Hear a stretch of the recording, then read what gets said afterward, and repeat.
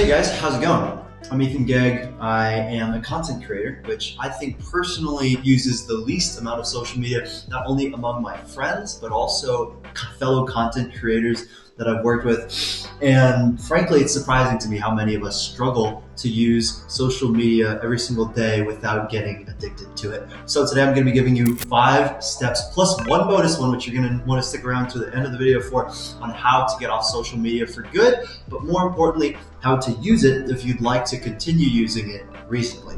Firstly, step number 1 is you're just going to have to focus on starting small and building your mindset first. Now, apologies, I got really bad allergies right now, but I'm sticking with making these videos, just like you're gonna have to stick with building that mindset up of how am I gonna just push myself for these later methods in this video you're gonna hear about to get other people to support me in getting off of social media, to make the sacrifices that I need to in order to actually make a change in my life. Because at the end of the day, it's gonna come down to you making a difference here. But frankly, you watching this video is already a good start. You can make it an even better start by hitting the like and subscribe button below. But getting right into point number 2, you need to start deleting or at least consolidating which social media apps you're using.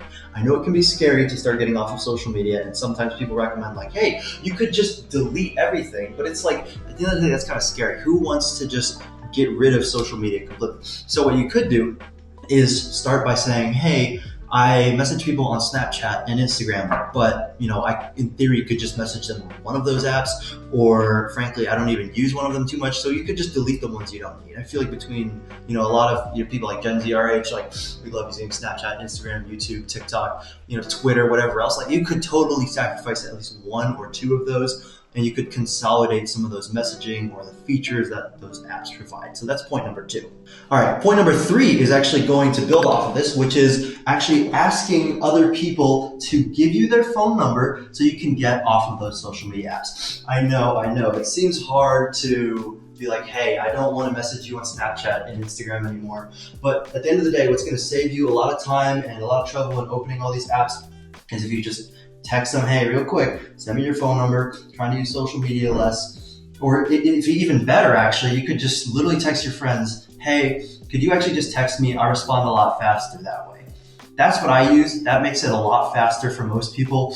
And they're not gonna question you like, oh my God, this guy doesn't want to talk to me on Snapchat anymore. He's not gonna be my friend. Just say, I prefer text. It's gonna be way easier that way. And your friends aren't gonna ask you any questions. You will have less reasons, which is frankly why a lot of people like to stay on social media, is because their friends are there, there's network effects, so you're gonna have less reasons to want to stay when you tell people, hey, let's just talk somewhere else. And speaking of other people, point number 4 is actually where you're gonna start using others to help you get off of social media. I know a lot of people out there are gonna tell you, hey, you need to set passwords to get yourself off of social media. You need to set time limits. You need to be like, hey, you can only use Instagram for 30 minutes a day. That's great and all, but at the end of the day, we all know we're gonna scroll on Instagram and we're gonna enter in the password and give ourselves an hour more when we never intended to originally, right? So that's where you need someone else to keep you accountable. What I typically do is I will, when setting the password on my iPhone, I'm sure you can do the same thing on Samsung for screen time, is I have someone else do it. And then when they set that password for me, I put it in a iCloud Apple Note. So they put the password in there and then I have them lock it so I can't actually access the note. But what's more important is, as long as you keep wanting to get off of social media, even if you need to use that code to say you need to message someone on Instagram or you need to make an Instagram post, you can do that. And now you have to make yourself accountable by going to your friend again and be like, hey, sorry, I screwed up. I need the password again. So they're not only holding you accountable, but they're also saving you time, because you're not going to just be wasting it all typing in the password that you already know. Instead, it's a secret one that you can only use once in a while, that you have to tell someone that you used it every time you do. It's actually pretty smart. Now, number 5, this is just going to be one that is fun. Okay, point number 5 is simply turning off notifications from these apps. I know at the end of the day, we could easily delete them, but after all these other strategies, if you implement them correctly, the only thing we can really do now is give you less temptations to get on the apps. So why not turn off notifications? Now, the bonus tip after this is actually going to be even more helpful, I think, personally. But what you're going to do here is go into all the social media apps and turn off things like badges. You also want to turn them off from your home screen and only have apps notifications show up in notification centers. Also turn off banners so that whenever you're using your phone, you don't have annoying Instagram notifications popping up all the time. And what you can also do is use a focus mode. I'm sure, again, equivalents on Samsung phones and Androids, where you can pretty much choose, hey, I don't want any social media notifications during the time that I'm working from, normally throughout the day. I normally do something from like 7 a.m. to 9 p.m. So only late at night is when I get those notifications. And then you can also turn off extra features like raise to wake. Whenever you pick up your phone, it's not just going to turn on and show you everything. And also tap to wake. I prefer to leave that on just because I'm intentionally tapping the phone. But there's certain things like that you could do to definitely save yourself from being so addicted to your phone in general. But that brings us on to point number 6, which is our bonus point. This is a big one, I think, actually, where a lot of people could benefit from, which is using shortcuts to auto grayscale your apps.